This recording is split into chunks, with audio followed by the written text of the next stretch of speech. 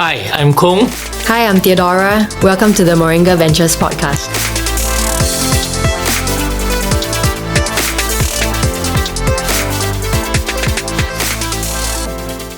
So this episode is really about the qualities that make good founders, right? So that's what we are going to cover today. What do you think? Why some startups seem to be rushing and going ahead, and sometimes they hit the wall faster than the rest, and some do very well. Is it because of founders? So what do you think is needed? I've definitely worked with so many founders, right? And together, I think we've seen 100 or even more over the past year. I think what we want to see in founder or their founding team is really an innate drive and passion for what they do. I mean, that's the first thing that I really look out for when I meet with them, right? It is about, their feel, how comfortable they are in a business, how long they've been, how do they feel about each other as co-founders, and how do they speak and present about the business? Does it seem like they are all in, and does it seem like, maybe we can't tell this in the first 10 minutes, but does it seem like their whole their family, their partner, or if they're married, their wife and kids seem, totally on board, right? So I look out for whether they are fully invested in it and how long they see themselves doing this. If it seems like they are passionate, that they are people that would continue on even when times are bad, not just when you're starting out, but when things go rocky, you can envisage that founder pressing on. I think those are the founders I like to continue conversations with. I suppose one of the things that I feel maybe there needs to be some expectation setting. Deep tech companies take a lot more time to gestate. It's not going to be something that could be accomplished success, in a very short time. Last time we used to deal a lot with high-tech companies, right? And for those, maybe for them, crash and burn, start up again, do something else is okay. But that's because the underlying technology was available and they're just creating more applications. And so they can just do something new, and then try something new based on existing technology. But for deep tech, this technology coming up from a university, not so well exposed to the market, it takes time to build up that knowledge of what is this new thing so that people can build applications on top of it. And sometimes what is available that's coming up from a university is also quite not so ready for the market because people don't understand, and maybe if it doesn't work as well as they expect, it becomes a little bit of a problem. But if founders come in thinking that, wow, I'm going to be able to do this in 3 years and IPO and do stuff like that, perhaps expectation is a bit mismatched. But you're absolutely right? I mean, whether it be for deep tech founders, exactly like the profile that you're describing, I think it applies to any founders. I mean, the cases of overnight success is just few and far in between. There's just no way that, you think that working on this idea in 1 year, you can, reach exponential growth. That's just really rare, In fact, I can't say I spotted one yet, and there's really a lot of what you see may have looked like overnight success was really years and years of iteration behind the scenes. May not be this exact idea, but it might have been something quite related to it. It could be a different field, right? So I think it is, while what is in the limelight and the media seems to be things that are overnight success, taking the world by storm. How many months? So sort of cutting short the adoption period, right? From years, maybe it took months, like ChatGPT, going into market. But really what's behind that were more than, hundreds of patents. And how long does that take to be filed? How long does that take to be generated? It was for many, many years.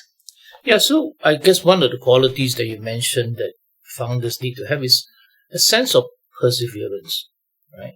So because it's going to take time, it's going to take a lot of, I suppose, even disappointments because people don't understand what it's all about. And when they use it, it may not even work the way they expect, and then people will just reject it outright. So you have to continuously, I suppose, another important quality is being able to listen to the customer, being able to tolerate people, basically downplaying the wonderful thing that you've created, but being able to continuously refine, taking ideas from the customer and then moving forward and not losing faith. But I suppose another part that, to keep this momentum going is also a sense of purpose and vision, because that is going to keep you going in a focused way and not be too distracted by, I'm sure you're going to meet a lot of customers and hear a lot of comments, and sometimes some of these comments may lead you away. So being able to understand what was the purpose of what led you on this journey, and can you continue to deliver on the purpose?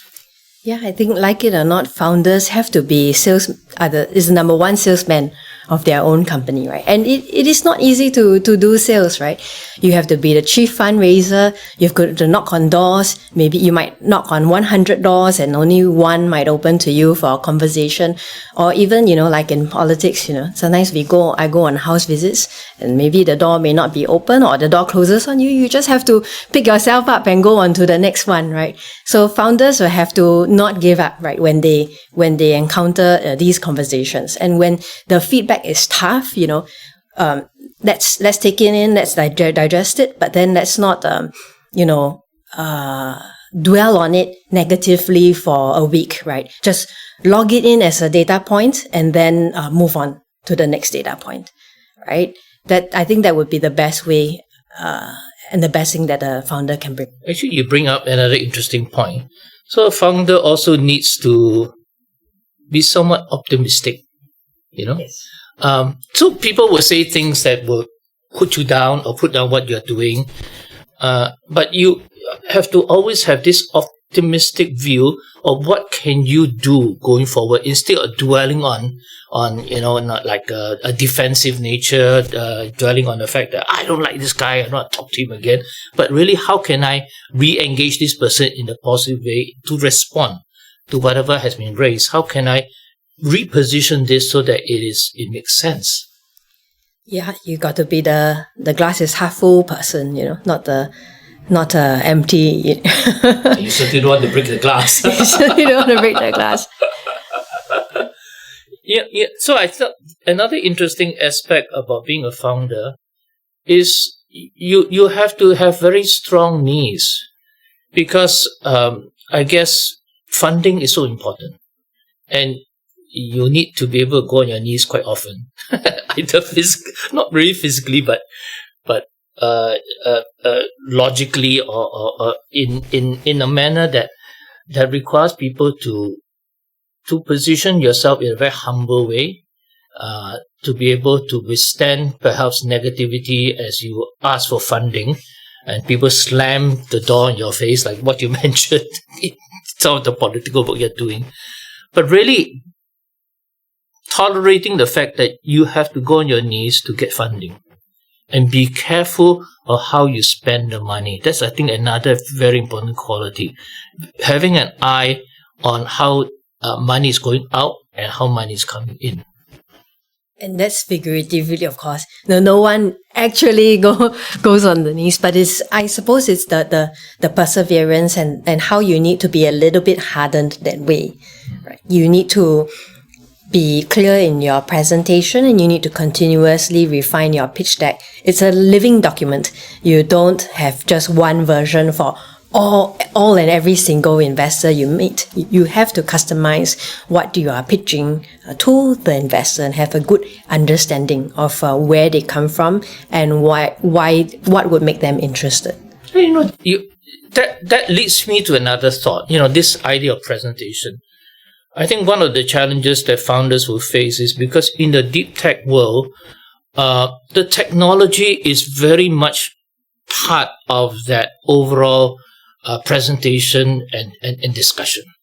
And so the founder, in a way, needs to understand the technology and be able to explain it in a way that others can understand. And of course, such deep technology is created by people typically with PhDs and very strong research background.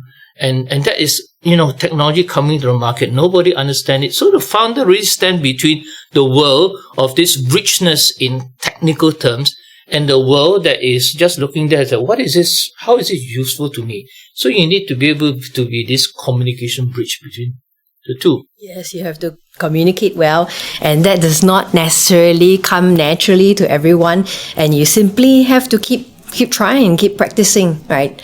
And refining it to different audiences such that it then comes to you quite much easier, and you can speak a bit simply about the technology. And this is also where we come in, right?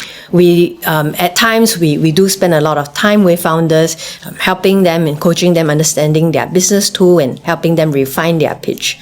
And then after a while, they get better. And I'm sure we have met some founders who are so proud of the technology, especially scientists who see themselves as being the founder and want to taking a position of the founder. Their initial presentation style is to describe every single feature of the thing that they created. And the problem with describing every single feature is that the end consumer of the technology doesn't actually understand which part is really valuable, because you list down 100 features, but actually maybe only 3 is the most important. So being able to then ask yourself, what does the market really want to hear that I can then show value, and just focus on those 3 may be more important. Somebody once told me that there are so many features in a car that a typical car driver doesn't even know they exist. And we only use a small subset of all the capabilities in a car. And so for founders that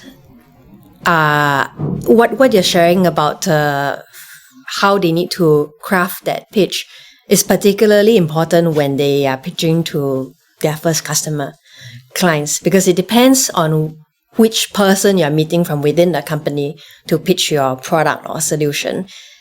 They may have very little time or even a technical understanding about what you offer. And if you run a long list of features 1 to 10 or 100 even, and some products do have a very comprehensive list of special features, then you run the risk of just losing the attention of the customer. So as venture builders, we are very patient people. So we'll be willing to hear, and because we also do look under the hood and understand what is the 1 to 100 features of this particular product. But when you put the product in front of customers, the CEO, if you even have his time, is not going to be that patient. In the high-tech world, we have this saying, create an elevator pitch, right? So the whole idea behind that concept is that the person you are trying to sell the idea to goes into the elevator, and you rush into the elevator, and then you have only that period when the elevator goes up to the appropriate floor, yes, that you make the pitch, and that's all the time you have. That's critical. And if all you do is do the introduction and that's it, the door opens, the guy leaves. So it's if you started on the one feature and you hadn't gone through the most important one out of the list of 100, then I think you would have really lost that. Exactly. So you have to ask, you have a wonderful creation. I mean, a very innovative piece of thing. But really, if you had to come down to only a few sentences in the elevator pitch, what would you talk about? And I think that's where we as venture builders sometimes pull our hair, trying to really help shake out what is that 1, 2, or 3 sentences that's so critical. Don't worry, we'll help all our startups along with it. And we are only pulling our hair, we're not pulling their hair. So there are a lot of things that we talk about, basically founders. And perhaps another aspect of the founders is really their ability to understand there are also some regulatory, some legal related things, because this technology is coming into the market. And as it hits the market, there would be certain concerns the market may have. It could be safety related concerns. It could be regulatory related requirements. It could be even legal boundaries like of privacy and so on and so forth. So in a sense, whoever is leading this company need to understand that society has got certain requirements that needs to be addressed. So if a person goes out and does a pitch and is not able to answer those type of questions, the conversation comes to a dead end, because the guy who's listening to this said that you are not ready. You can't answer these very fundamental questions. You, as a startup, when you're designing your elevator pitch, you absolutely need to factor in everything you know about the market that you're trying to address. What is the USP of your solution? And what are some of the possible headwinds? So to that extent, I think it's important for founders to really have a much more comprehensive view of what it takes to start a company. I think there are many scientists who have created very wonderful technology, and their specialization is in creation of the technology. And, I think it's world class, it's wonderful. But I think an understanding that a founder has to have a lot more. The communication skill, the perseverance, the going on the knees, figuratively speaking, and the knowledge of the society's requirements, and perhaps even a good understanding of how this technology can be applied to solve really real-world problems. So it's not just that this is a wonderful mousetrap. And there was this joke that somebody once shared with me. They said that a lot of people are creating a better mousetrap without realizing that actually housewives do not want to catch rats. They would rather get a vendor to catch rats. They don't want to see a dead rat or get rid of dead rat. So a better mousetrap may not necessarily be a right product to sell to housewives. So do we invest in every business that is profitable? No, we don't, right? Because the question is, how long will this money last? Is it fundamentally a business which helps people and improves our lives? I think that's one of the big challenges of being in the deep tech world. It's because in the deep tech world, the technology is getting into the market. There is no revenue much to talk about. So one of the things that as venture builders, it's a challenge for us, is to even value the company. But since they have they're not able to value, of course, we look at the technology, we look at its applicability, we look at the people, but in one particular area, the application itself, that is, I think, quite critical. Because the question is that, do we even have a view how this technology can be of service to people? Because people are the ones who's going to pay money for this. If this technology doesn't serve the needs of the people, you will never see the money. You can dream about being able to earn money and how this thing will earn billions of dollars and stuff. It's still a dream because it doesn't solve anybody's need. If it doesn't solve anybody's need, nobody's paying money for this. So if a founder starts off with a view of just money, I think that's really a wrong starting point. It's really, are you creating anything useful to the world that really solves an important problem in the world where people are willing to give money? Then the money then is a consequence of being able to deliver on that purpose, right? So I think that might be the angle that founders may want to take. Because we study also the long-term drivers very carefully. The question we ask ourselves is, will people continue to need this product or service? Will it continuously bring benefit to people? If the answer is that yes, this year, but maybe not next year, then that's not the type of company that we would likely back. There's a saying, there are many ways to skin a cat. I'm not trying to be cruel here. So that's a saying, right? So what that means is that one may imagine that I have something wonderful, and with this wonderful thing, it will help to solve that problem. But one must also remember there are many ways of solving the problem. So one must always ask yourself, what is your unique value proposition? If you are unique enough and you can solve it much better than everybody else, the money will come. But if it's just another one of the many, many solutions and there's very little differentiation, then I would say that deep technology probably is not going to go very far, right? So one must always ask, what is your unique value proposition? What is your unique selling proposition?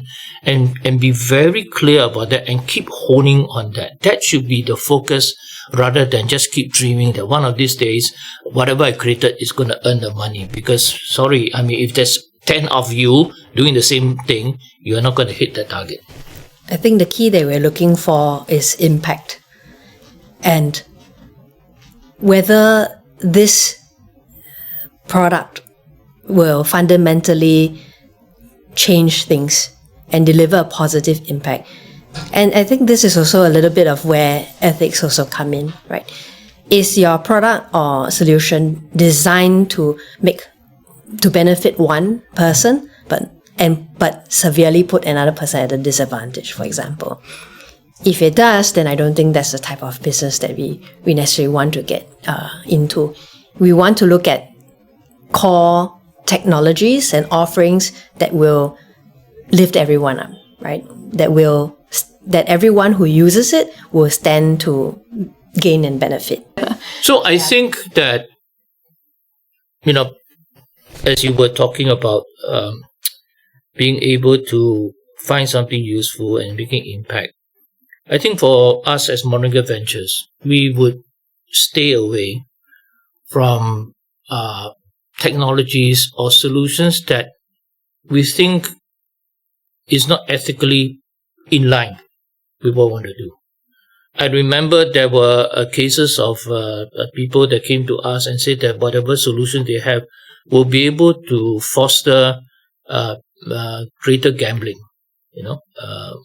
on the internet. That's not something that we would want to invest in and work with. Good luck to them, but that's not us. So we want to work with companies that create solutions which are good for the people, good for the community, good for the world. And some of the things that we look at, obviously, is in the areas of green energy. We look at things which will help to foster better interactions of people, something that can enable people to give better care, let's say to the elders, So those are the things that we think will move things better forward. And we try to look at how technologies will create that impact and would have this unique value proposition, unique selling position that solves many of these common problems we see in the world. But I suppose another aspect is also, it's not easy for, within a team to sometimes agree on what they want to work on. They have created this wonderful technology. There are many different applications one can use it, but the team may struggle, maybe the people on the technical side, the people on the commercial side, the marketing side, the founders, they may have a disagreement where the money is, right? And so arguments will arise. I think having disagreements, it's not necessarily a bad thing. In fact, sometimes it's good because it challenges some assumptions people may have. And the assumptions may be challenged as the company, as the founders, as they meet more customers, talk about it, meet more venture capital people, talk about it. Then they realize that perhaps the direction they're taking, they need to pivot either slightly or pivot a lot. And that can come up with a big argument. One can understand people who have been working on a particular area that is very painful for them to shift. But then one will also understand the person who has the duty to bring in the sales may find it very painful to keep going on the direction that nobody wants to pay money for. So those type of disagreements needs some resolution. And really, the question is in that company, and that's where the founder may play a very big role. How can he or she manage this disagreements and still come out unified in pointing to the right direction?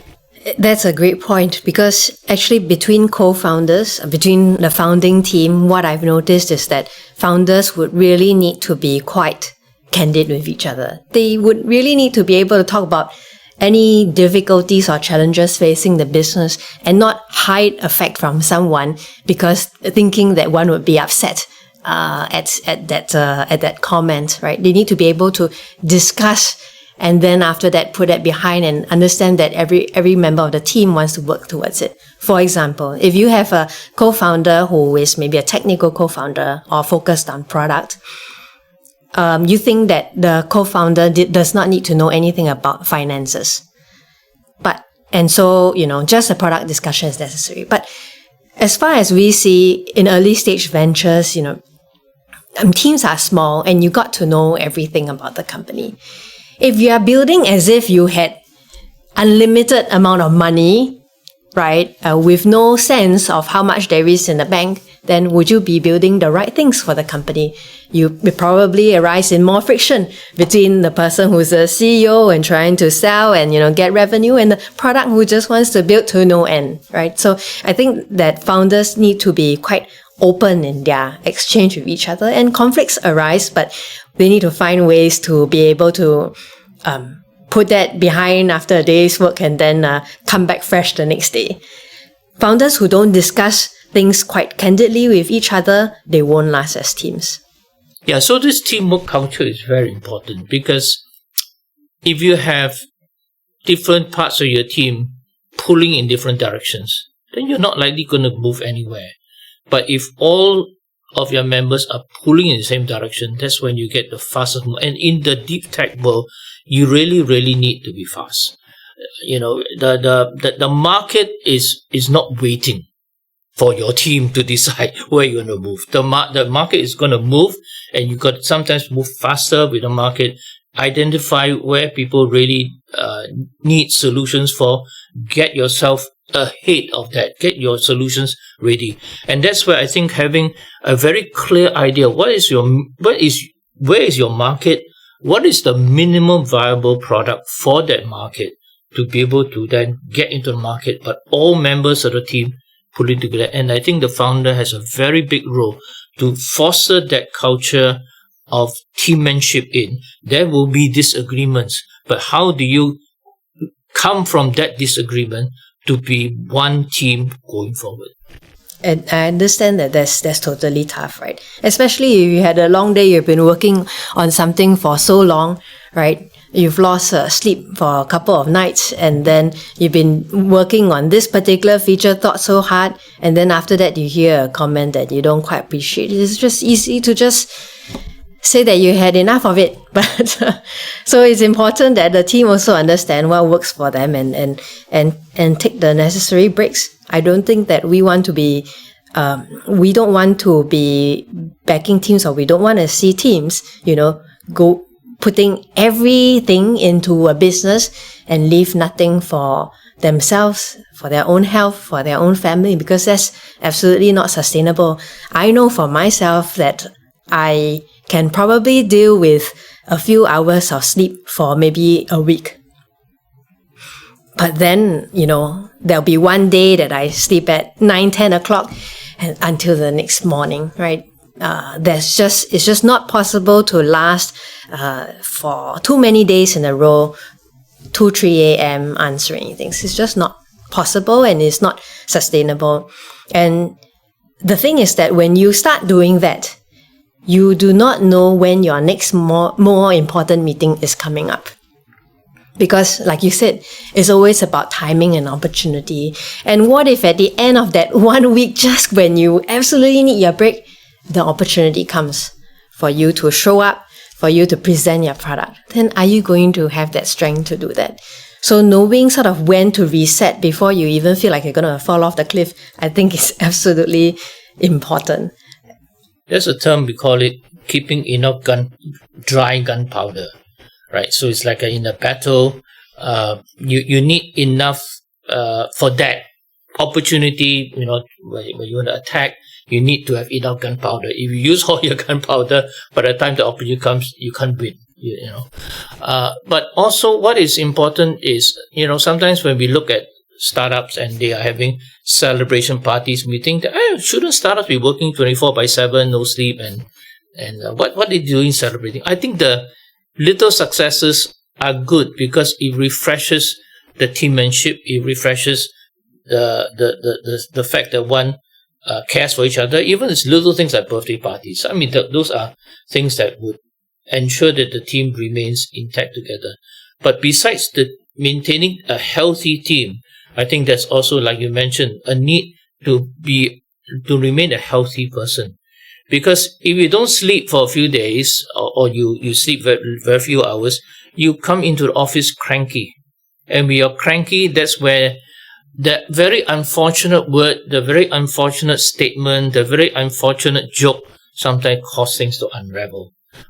So it's important that the team remains, especially the founder, remains quite sharp and remains healthy, remains able to do their job and not at the point where the person is physically, emotionally, mentally broken down. So we just came back from China, and we talk about the 996 culture, right? And we talk about how it is, it's a race to the bottom. Can that sort of a company culture, yes, it exists, but how long can it last?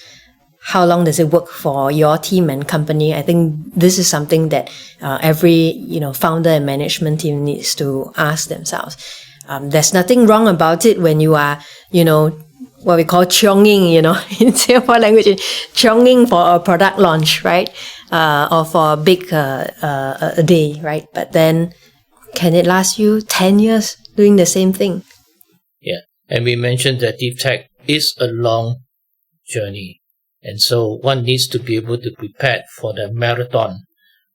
Of course, we have to do it fast, but at the same time, it is a long journey. So you need to keep your gunpowder dry.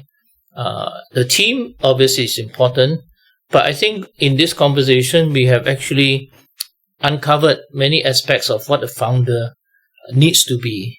Of course, there is no cookie cutter solution. We have a lot of founders who think that they come to a venture builder like us, suddenly we'll give them a wonderful checklist, do the following. But there are so many variables involved that sometimes depends on the team that you have, depends on the application that you have, depends on the technology you have, depends on the market that you have, also depends on how much finances. I mean, sometimes more capital intensive thing will draw more money than the rest. So there is no cookie cutter. But what I think we can offer many of these founders is that we will walk along with them. And as we bring our experience and expertise and also other advisors in, we can at least be a good mentor to help them journey forward in such a way that they can hopefully fulfill the purpose that they set up the journey on, and to be able to deliver on something useful for the market. And at the end of the day, everybody gets rewarded accordingly for whatever value that new value that we're able to deliver to the world. When we form companies, we always look at, who are the members of the board as well. Whether members of the board can complement the strategies that the company is trying to pursue. Of course, in addition to looking at the corporate governance structure of the company. But what I actually always share with founders, and I personally believe this for myself or any individuals, is to have a personal board of directors to basically be aware of what you're good at and what you're not good at or less experienced with, and then being actively actually looking for these people to talk to and engage and be your mentor and advisors. And you continuously over a period of time tell them what you're working on and inform them, get their advice, and then you tweak what you do. And it's important that these are people that will also stay with you over a period of time. And that's also what we look for in mentors and advisors to work with our companies, right? They are willing to stay with you over a period of time so that they know you from day one to 4 years from now. They know where you come from, how you evolved. They understand what you're good at, not just what you say you're good at, but what you're really good at and what you could improve. And then they are the ones who will eventually find you the help. With your blind spots. And help you. Exactly. you can't quite know a person's blind spots, in the first time you meet them, right? And you probably won't be able to figure that out also even after a month of working, because things come in cycles, right? You have good months and you may have bad months, right? There may become a time when you're so down, company is in dire straits, you have lack of funding, then what do? Right? You're not going to see all of that in 1 week or 1 month. So it's important that you find people who will support you for the long term. Yeah, so we covered many points today. We realized that many a times a founder really needs to have a sense of perseverance. You need to understand their purpose, because that actually helps them persevere forward. Needs to be savvy in many areas, not in just the technology, but also the commercial side, the marketing side, the sales side, operations They have side. to be multi-talented. Yeah, and also really creating a culture of teamwork, because that is how the whole boat rolls. It's forward. not easy, right? Rolls forward together. And it's not easy being a founder. And so if you want to compare with, what your friends are working with, they are in a completely different situation from you. Okay, they may go for drinks every Friday or maybe every other day, and maybe you can't.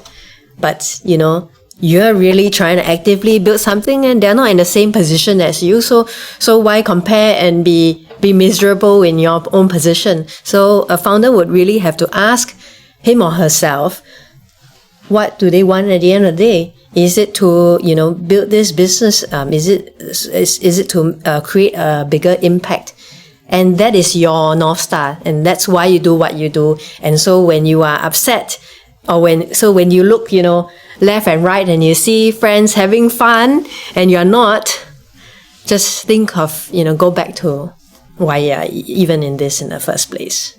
Think of what you could do, creating something that is the market wants, something that's differentiating, something with unique selling proposition, unique value proposition. And of course, your friends are going off to the parties.